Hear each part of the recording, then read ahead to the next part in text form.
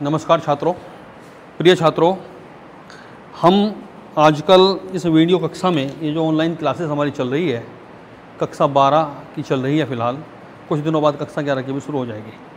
वर्तमान में हमारे कुछ अन्य साथियों ने प्रकाश से संबंधित कुछ टॉपिक पर आपसे चर्चा की और पढ़ाया। आज हम उसी कड़ी को आगे बढ़ाते हुए आवर्धन और क्षमता का अध्ययन करेंगे, उसके बारे में जानेंगे। देखिए, जहाँ बात आती है प्रकाशिक उपकरणों की, तो हमारे कक्षा 12 के पाठ्यक्रम में आप जानते ही होंगे, जैसे दर्पण हैं, लेंस हैं, या आपके सूक्ष्मदर्शी हैं, दूरदर्शी हैं, इस तरह के उपकरण मुख्यतः आते हैं। हम जानते हैं कि जब हम किसी वस्तु को किसी दर्पण या किसी लेंस के सामने रखते हैं, तो उसके द्वारा बनने वाला प्रतिबिंब उस वस्तु से आकार में बड़ा, छोटा या समान हो सकता है। अर्थात वह प्रकाशिक यंत्र यानी कि उपकरण, यानी कि दर्पण होगा या लेंस होगा या कोई और अन्य डिवाइस होगी।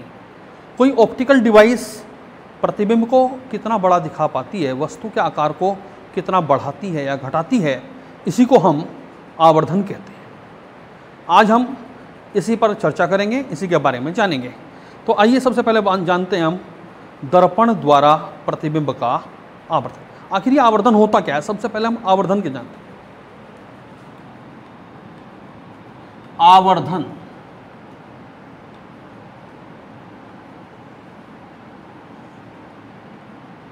मैग्निफिकेशन,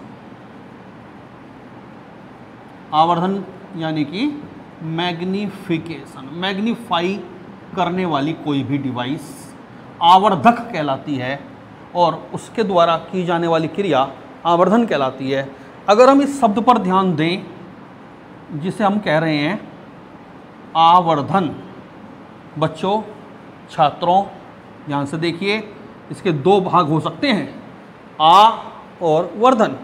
इस आ का मतलब होता है आकार, वर्धन का मतलब परिवर्तित करना यानी बढ़ाना। तो आकार को बढ़ाना। आवर्धन का मतलब है कोई भी लेंस या दर्पण वस्तु का जो हमने वस्तु दर्पण के सामने रखी है, उसके आकार को कितना बड़ा या कितना छोटा करके दिखाता है, इसी को हम आवर्धन कहते हैं। अगर इसकी परिभाषा दें मित्रों, छात्रों, तो परिभाषा कैसे दी जाती है? किसी दर्पण या किसी लेंस के द्वारा बनने वाले प्रतिबिंब के आकार तथा वस्तु के आकार का अनुपात आवर्धन कहलाता है। यानी आवर्धन m बराबर हुआ प्रतिबिंब का आकार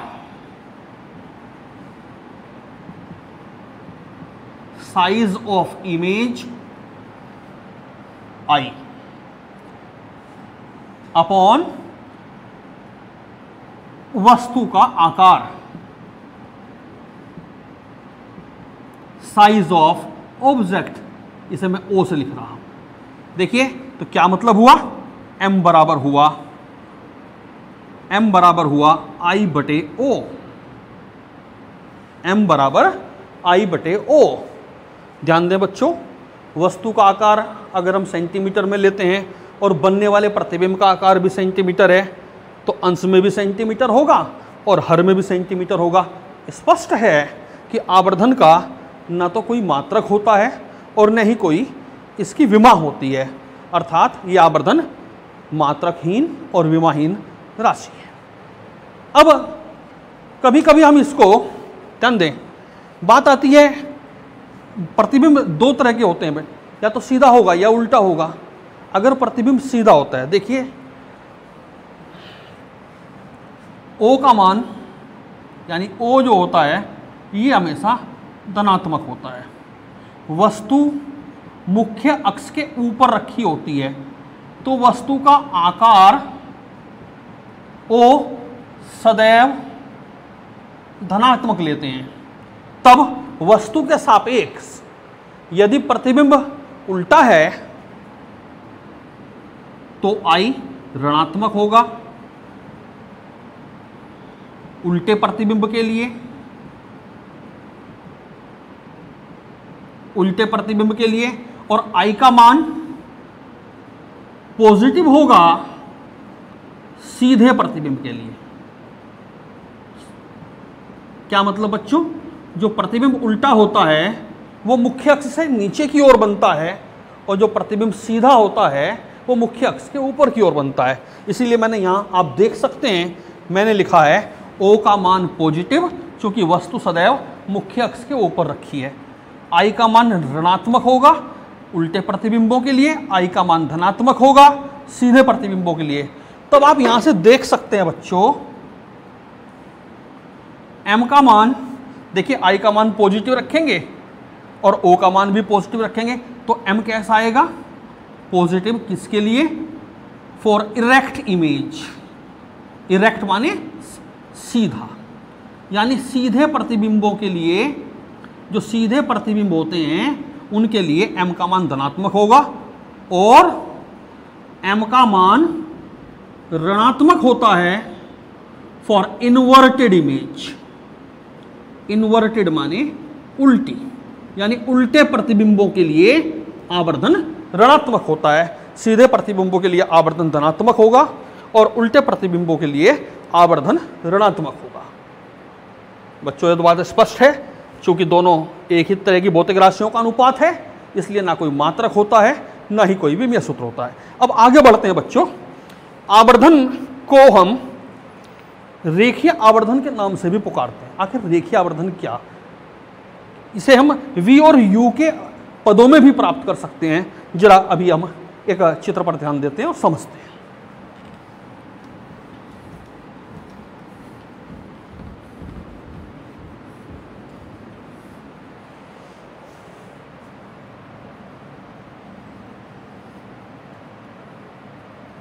ये मैं एक अवतल दर्पण बना रहा हूं जिसका ध्रुव बिंदु P पर है, और ये इसकी दर्पण की, अवतल दर्पण की मुख्य अक्ष है। इस अवतल दर्पण की मुख्य अक्ष है, और अवतल दर्पण पर देखिए, अवतल दर्पण के सामने ये इसका वक्रता केंद्र C है। इसी के सामने एक वस्तु रखी है AB। जब हम इसका प्रतिबिंब बनाते हैं बच्चों, जरा सामने देखेंगे, जब हम इसका प्रतिबिंब बनाते हैं तो हम प्रतिबिंब बनाने के लिए दो किरणों का होना जरूरी है। पहली किरण मुख्य अक्ष के समांतर जाती है और वो फोकस में से गुजरती है। दूसरी किरण जो कि हम देखिए सामने इस तरह से ध्रुव पर आपतित होती है और वापस लौटती है। तो यहाँ ये प्रतिबिंब बना B डैश A डैश। अब आप इस चित्र में देखिए बच्चों, वस्तु कहाँ है? वस्तु हमारे पास ये है AB, और प्रतिबिंब कौन सा है बच्चों? प्रतिबिंब है A डैश B डैश। वस्तु है AB और प्रतिबिंब है A डैश B डैश। अब देखिएगा यहां दो त्रिभुज हमारे सामने हैं। देखिए ये कोण तो इस कोण के बराबर है ही, क्योंकि आपतन कोण परावर्तन कोण के बराबर होता है। एंगल APB बराबर है angle A dash PB dash के, तो दोनों बराबर हैं। और ये देखिए ये समकोण है, इधर ये कोण समकोण है, अर्थात दोनों त्रिभुज समरूप हैं। तो हम कह सकते हैं त्रिभुज ABP तथा त्रिभुज A dash B dash P परस्पर समरूप हैं। कैसे हैं ये दोनों? ये दोनों परस्पर समरूप हैं। तो पर में समरूपता के लगा सकते हैं बच्चों। जरा सामने देखिए तो आप कह सकते हैं AB बटे AP बराबर A डैश B डैश बटे A डैश P। देखो बच्चों AB क्या है? AB है वस्तु का आकार, A डैश B डैश है प्रतिबिंब का आकार। देखिए P से A तक की दूरी है वस्तु की दूरी, P से A डैश तक की दूरी है प्रतिबिंब की दूरी। चिन्ह परिपाटी के अनुसार अगर आप इनके मान रखते हैं बच्चों, तो ए भी क्या हुआ, वस्तु का आकार, तो आप कहोगे इसको प्लस ओ। एपी क्या है, प्रतिबिंब का, देखिए एपी है वस्तु की दूरी, दर्पण के ध्रुव से वस्तु की दूरी, इसे आप कहेंगे माइनस यू बराबर ए डैश बी डैश क्या है, देखिए ये उल्टा प्रतिबिंब है, नीचे की तरफ है, तो इसे आप ऋणात्मक लेंगे, तो इसे आप कहेंगे माइनस आई बटे पी से ए डैश तक की दूरी, दर्पण के ध्रुव से प्रतिबिंब की दूरी, इसे आप माइनस वी कहेंगे। तो बच्चों अगर आप यहां से प्राप्त करें तो आप देखते हैं आई बटे ओ बराबर आ जाएगा माइनस वी बटे यू। परंतु अभी हमने थोड़ी देर पहले जाना पढ़ा भी था कि m बराबर होता है i बटे ओ, तो बच्चों आप कह सकते हैं इसलिए m बराबर हुआ i बटे ओ बराबर माइनस वी बटे यू। अब आपने देखा इस सूत्र को हम न केवल आकार के पदों में बल्कि दूरियों के पदों में भी लिख पाते हैं। देखिए m बराबर हुआ माइनस वी बटे यू, जहां u वस्तु की दूरी है, v प्रतिबिंब की दूरी है। चूंकि हम इस रिलेशन को दूरी के पदों में रख पाते हैं और इसीलिए इसको हम रेखीय आवर्धन भी कहते हैं। तो ये रिलेशन हुआ m बराबर i बटे ओ बराबर माइनस वी बटे यू। आइए आगे बढ़ते हैं। आपने देखा होगा एक दर्पण सूत्र होता है मिरर फॉर्मूला।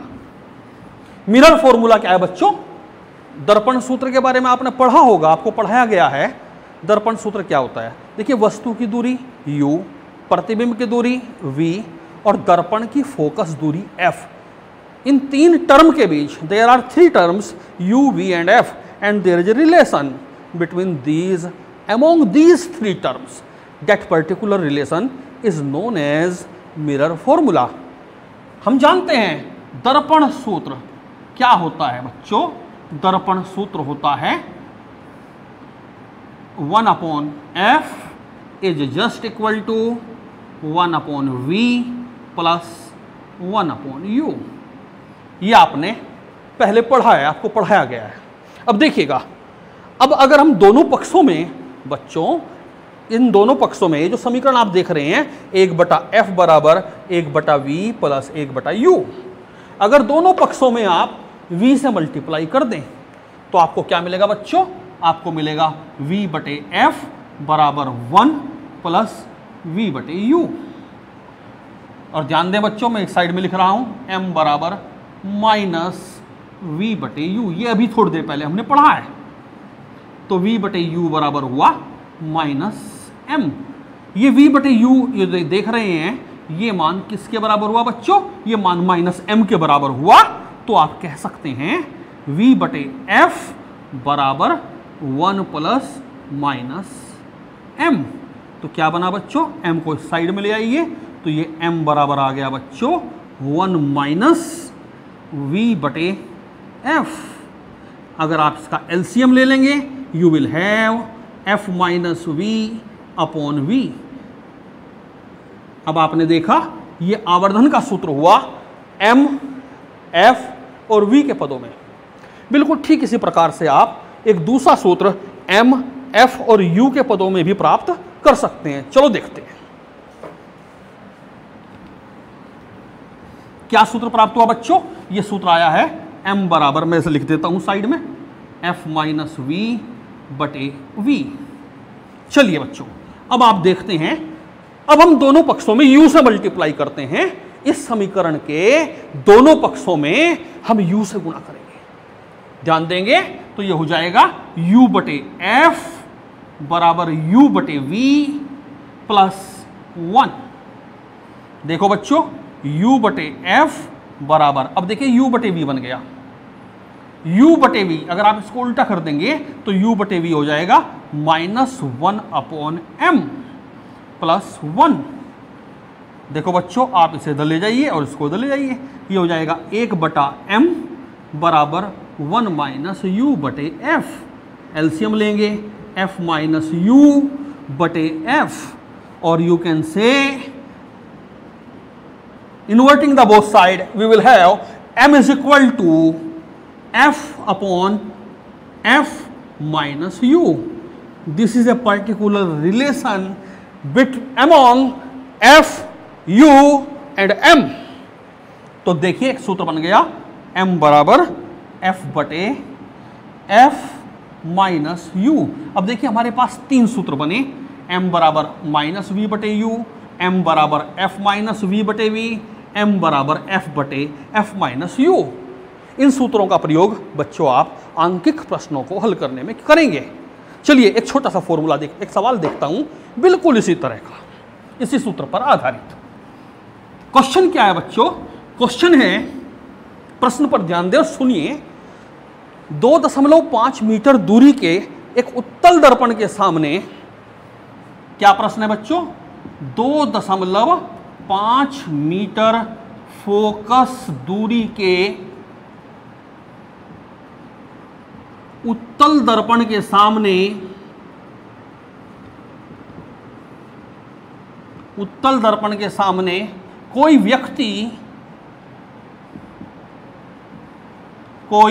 व्यक्ति कहां खड़ा हो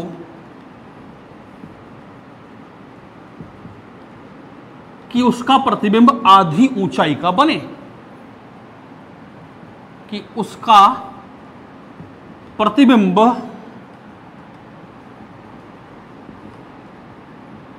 आधी ऊंचाई का बने. उसका प्रतिबिंब आधी ऊंचाई का बने. ये क्वेश्चन है बेटा. देखिए बच्चों ध्यान से देखिए, आपके सामने है 2.5 मीटर फोकस दूरी का कौन सा दर्पण है? उत्तल दर्पण. और कौन खड़ा है इसके सामने? एक व्यक्ति खड़ा है. कहां खड़ा हो, यानी जानना चाहता है दर्पण से व्यक्ति की दूरी क्या है, यानी कि u जानना चाहता है, u का मान, कि उसका प्रतिबिंब आधी ऊंचाई का बने. अब ध्यान दे बच्चों, आपने पढ़ा होगा, अभी देखा है हमने, इससे पहले अन्य टीचर्स ने भी पढ़ाया है कि जो उत्तल दर्पण होता है इसमें सदैव सीधे प्रतिबिंब बनते हैं. और बच्चों जब सीधे प्रतिबिंब बनते हैं तो आवर्धन कैसा होता है?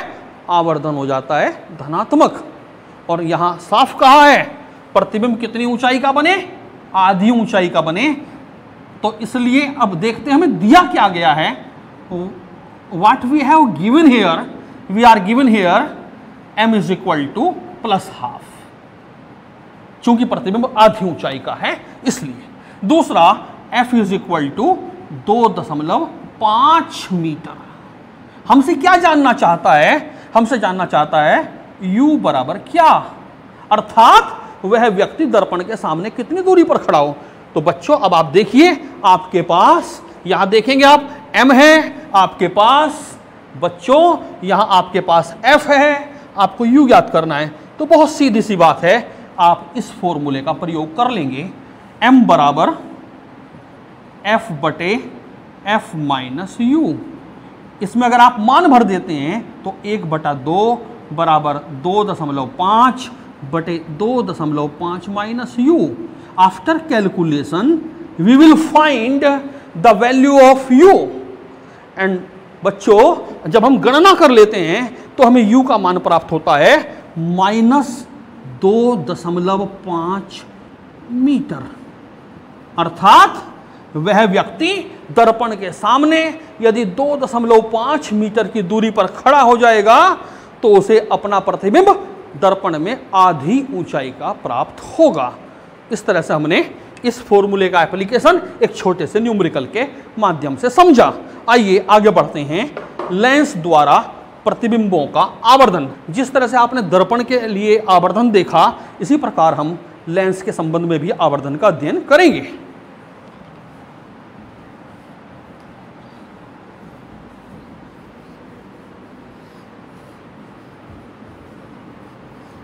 वही बात बच्चों कि वस्तु को आप लेंस के सामने रखते हैं तो उसका प्रतिबिंब बनता है. वह प्रतिबिंब बड़ा होगा, छोटा होगा या आकार में बराबर होगा, कैसा होगा, ये सब बातें u के मान पर निर्भर है. मतलब वस्तु को कहाँ रखा जाए, वस्तु की लेंस के प्रकाशित केंद्र से जो दूरी होती है, जो u का मान होता है, उसके अनुसार बच्चों v के मान बदलते हैं। उसी हिसाब से बच्चों प्रतिबिंबों का आकार भी परिवर्तित होता है। अब बात आती है लेंस द्वारा बनने वाले प्रतिबिंब जो बनते हैं, वहां आवर्धन क्या होता है? रेखीय आवर्धन। लेंस से बने प्रतिबिंबों का रेखीय आवर्धन, प्रतिबिंबों का रेखीय आवर्धन, linear magnification of the image formed by a lens, magnification by lens, magnification by a lens. बच्चों यहां फिर से वही बात है, प्रतिबिंब बना रहे हैं। प्रतिबिंब के देखिए लेंस द्वारा जो प्रतिबिंब बनते हैं, लेंस द्वारा बनने वाले प्रतिबिंब की लंबाई तथा उसके सामने रखी हुई वस्तु की लंबाई के अनुपात को ही हम रेखीय आवर्धन कहते हैं। यानी आवर्धन m बराबर हुआ प्रतिबिंब का आकार, फिर पहले वाली बात आई वही उसी तरह से, प्रतिबिंब का आकार बटे वस्तु का आकार, यानी कि फिर से वही हुआ I बटे O। यहां ये बटे में जो लिखा है बच्चों ये O है, इसे जीरो समझने की भूल मत करें। m बराबर I बटे O। यहां भी आवर्धन का ना तो कोई मात्रक होगा ना कोई विमीय सूत्र होगा, बिल्कुल पहले की तरह से ही m बराबर I बटे O। जिस तरह से हमने U, F, V और m में संबंध प्राप्त किए थे, बिल्कुल उसी तरह से हम यहां भी संबंध प्राप्त कर पाते हैं। लेकिन इससे पहले हम एक रिलेशन प्राप्त करेंगे लेंस के लिए, m बराबर I बटे O बराबर V बटे U। चलो देखते हैं। देखिए बच्चों, मैं आपके सामने एक उत्तल लेंस दिखा रहा हूं। उत्तल लेंस द्वारा हम एक प्रतिबिंब बनाएंगे।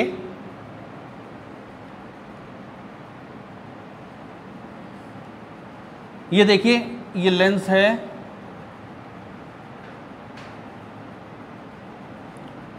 ये लेंस की मुख्य अक्ष है और इसके सामने एक वस्तु AB रखी है। वस्तु AB के शीर्ष A से दो प्रकाश किरणें चलती हैं। पहली मुख्य अक्ष के समांतर, वो दूसरी ओर फोकस से गुजर जाती है, दूसरी इसके प्रकाशिक केंद्र से गुजरेगी, वो ये गुजर जाती है। थोड़ा सही करने से तिरछी हो गई, ये किरण सीधी जाएगी और इस तरह से यहाँ ये काटती है। देखो बच्चों, जहाँ ये काटती है वहाँ प्रतिबिंब बनता है। यहाँ से हम प्रकाशिक अक्ष पर, इस मुख्य अक्ष पर लंब डाल देंगे तो हमें प्रतिबिंब प्राप्त होगा A डैश B डैश, और ये यहाँ प्रकाशिक केंद्र है C। ये C क्या है बच्चों? C है लेंस का प्रकाशिक केंद्र। अब आप देखिए, हाँ यहाँ वस्तु रखी है AB, उसका प्रतिबिंब प्राप्त हुआ। आप देख सकते हैं वस्तु AB है और उसका प्रतिबिंब है A डैश B डैश, और ये बीच में क्या रखा है बच्चों? ये एक उत्तल लेंस रखा है। अब आप देखिए, वस्तु का आकार AB है, प्रतिबिंब का आकार A डैश B डैश। यहाँ ये दो त्रिभुज हैं, एक तो त्रिभुज हुआ CBA तथा दूसरा त्रिभुज साइड में बना हुआ है त्रिभुज CB डैश A डैश। ये दोनों समरूप त्रिभुज हैं, पहले की तरह हम यहाँ भी प्रूफ कर सकते हैं, समरूप हैं। तो यहाँ क्या होगा बच्चों? आप कह सकेंगे यहाँ कि A डैश B डैश बटे CB डैश बराबर AB बटे CB। ये समरूपता की परमेय होती है, संगत भुजाओं का अनुपात बराबर होता है, उसके आधार पर हमने लिखा। अब देखिए बच्चों, आप इसको ऐसे भी कह सकते हैं A डैश B डैश बटे AB, you will write CB dash बटे CB। अगर आप यहाँ मान भरें A डैश B डैश क्या है, देखिए नीचे की तरफ बना है। ये जो A डैश B डैश प्रतिबिंब है, ये मुख्य अक्ष से नीचे की ओर बना है, तो अर्थात उल्टा प्रतिबिंब है, इसका आवर्धन ऋणात्मक होता है। उल्टा प्रतिबिंब के लिए साइज को हम नेगेटिव लेंगे तो आप लिखेंगे इसे -I। चिन्ह परिपाटी का ध्यान रखते हुए AB को लिखेंगे आप +O, इसी तरह सी बी डैश को लिखेंगे आप प्लस वी और सी बी को लिखेंगे आप माइनस यू। तो अब आप देख सकते हैं ये फॉर्मूला बना आई बटे ओ बराबर प्लस वी बटे यू। तो इस तरह से हमने ये रिलेशन प्राप्त किया। और चूंकि आप जानते हैं m किसके बराबर होता है, m बराबर होता है आई बटे ओ के, और हमने देखा आई बटे ओ बराबर आया है v बटे यू के। तो आप कह देंगे m बराबर आई बटे ओ बराबर v बटे u. We have derived again a relation as we obtained before, the same m is equal to I upon O is equal to V upon U। अंतर ध्यान दे बच्चों, मिरर वाले फॉर्मूले में आया था m बराबर I बटे O बराबर माइनस V बटे U। दाएं पक्ष में यहां V बटे U के साथ माइनस था फॉर मिरर्स, ये मिरर के लिए है। और बच्चों ये किसके लिए है, फॉर लेंस के लिए। तो हमने एक रिलेशन प्राप्त किया m बराबर आई बटे ओ बराबर वी बटे यू। अब आप देखिए हम फिर से एक रिलेशन वही पहले की तरह से u, v, f और m में प्राप्त करेंगे।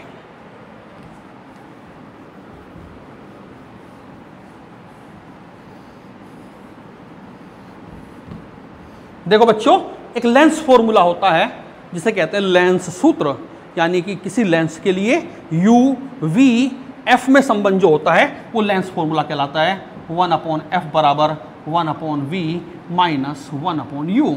दोनों पक्षों में आप v से मल्टीप्लाई करिए, v बटे f बराबर 1 माइनस वी बटे यू। वहाँ सामने देखिए आप जानते हैं m बराबर क्या होता है, m बराबर होता है v बटे यू फॉर लेंस।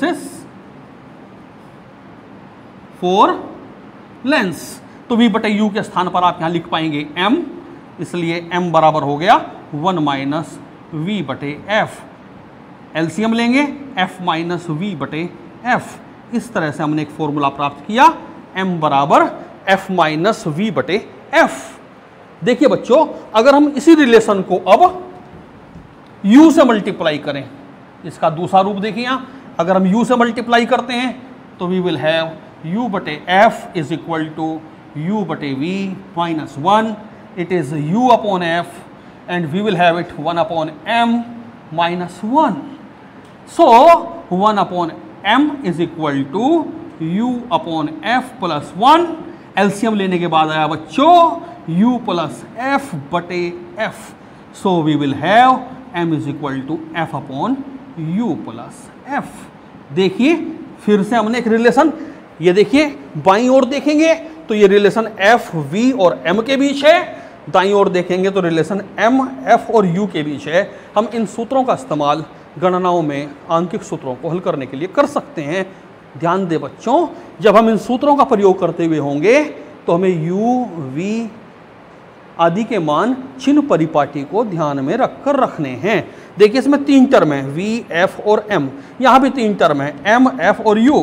किन्हीं 2 टर्म के मान पता होंगे, तीसरा हमें प्राप्त हो जाएगा।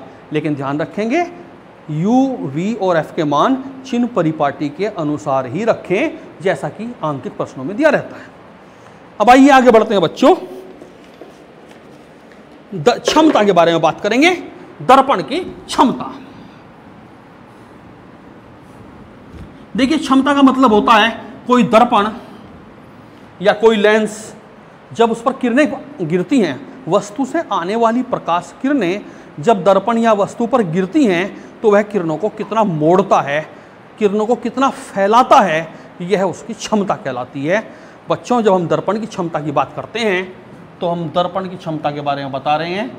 दर्पण की क्षमता, जब हम दर्पण की क्षमता की बात करते हैं, पावर ऑफ एनी मिरर,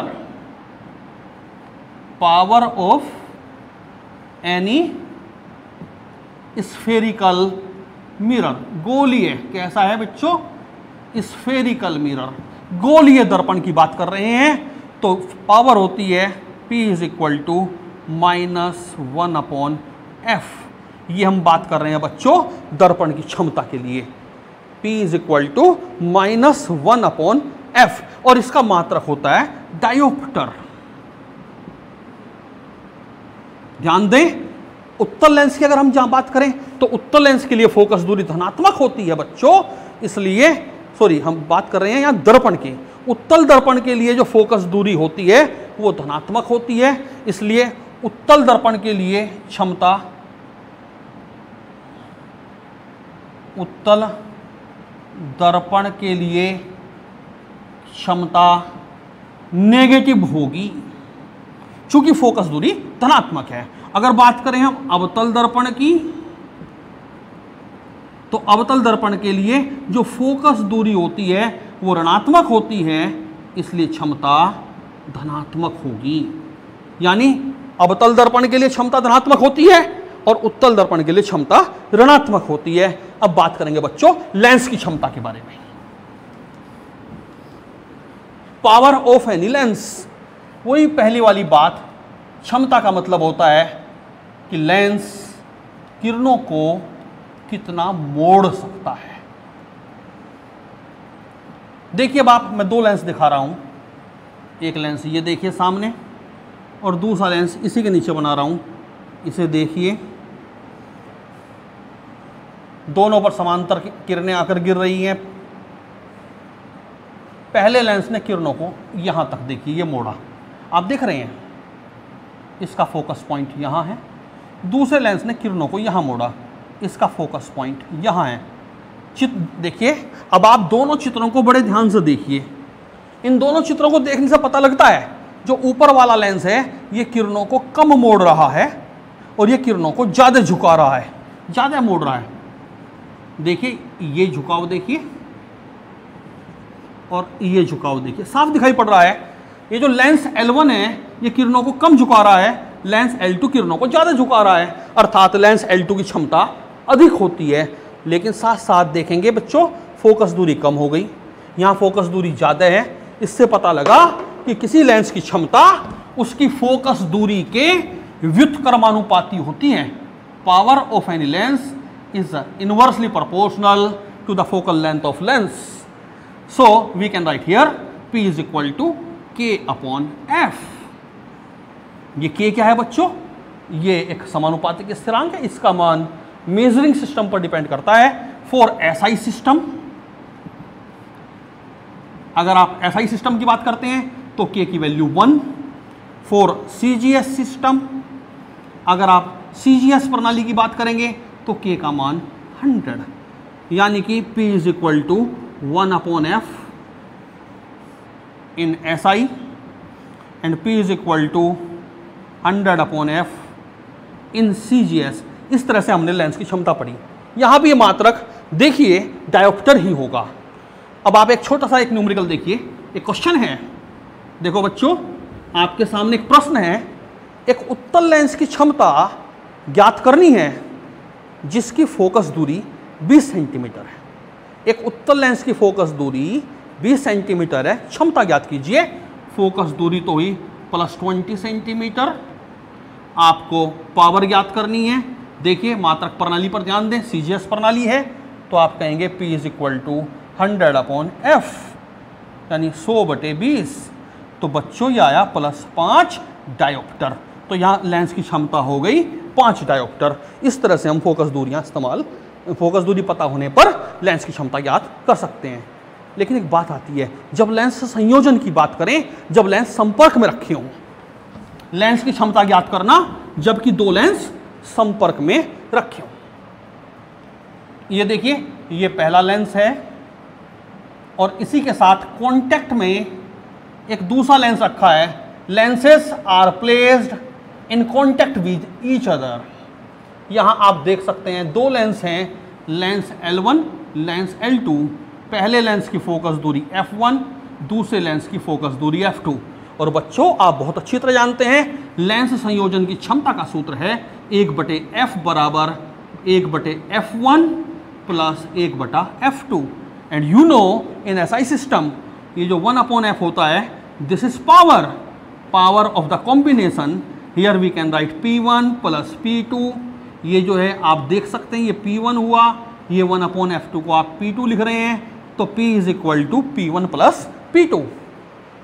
इस फॉर्मूले का इस्तेमाल करके आप दो लेंसों के संयोजन की क्षमता ज्ञात कर सकते हैं जबकि वे दोनों लेंस संपर्क में रखे हों। बच्चों, एक प्रश्न उठता है, यदि ये दोनों संपर्क में ना रखकर थोड़ा दूरी पर रखे हों, उनके बीच कोई गैप हो। देखिए सामने मैं दो लेंस दिखा रहा हूं, ये पहला लेंस, ये दूसरा लेंस। पहला लेंस L1, दूसरा लेंस L2। पहले लेंस की फोकस दूरी f1, दूसरे की फोकस दूरी f2। और बच्चों ये दोनों एक दूसरे से d दूरी के अंतराल पर हैं। Here we have two lenses f1 and f2 focal length. These lenses L1 and L2 are separated by a distance interval d. And we know, हम जानते हैं बच्चों, there is a formula to find out focal length in such condition। ये formula है बच्चों 1/f is equal to 1/f1 plus 1/f2 minus d/f1 f2। ये formula आता है बच्चों। ये फॉर्मूला तब होता है जब दो लेंस परस्पर d दूरी पर रखे हों। तो यहाँ इसी फॉर्मूले को आप कह सकते हैं, अगर आप इसे देखिएगा, इसे ये 1/f क्या हुआ, ये पावर हुई, तो आप इसको कह सकते हैं बच्चों 1/f को हो गया p, 1/f1 बन गया p1 plus p2 minus d, और ये हो गया p1 p2। देखिए आपने क्या किया, आपने 1/f को p रखा, 1/f1 को p1 रखा, 1/f2 को p2 रखा, और ये जो फॉर्मूला था बच्चों, ये फॉर्मूला इस शक्ल में आ गया। ये फॉर्मूला लेंस संयोजन की क्षमता ज्ञात करने के लिए है जबकि उनके बीच का अंतराल d हो। ठीक है बच्चों, आपने देखा कि हम किस प्रकार आवर्धन और क्षमता दोनों को मैंने आज आपके सामने रखने का प्रयास किया। समझ में आया होगा, आशा करता हूँ कि आप अच्छे से समझे होंगे, और अगले जो हमारे वीडियोस बनेंगे उसमें अन्य टॉपिक पर चर्चा की जाएगी। यदि बच्चों, मित्रों, आपको हमारा ये आज का लेक्चर समझ में आया हो, अच्छा लगा हो, तो आप इसे शेयर कीजिए, सब्सक्राइब कीजिए। धन्यवाद।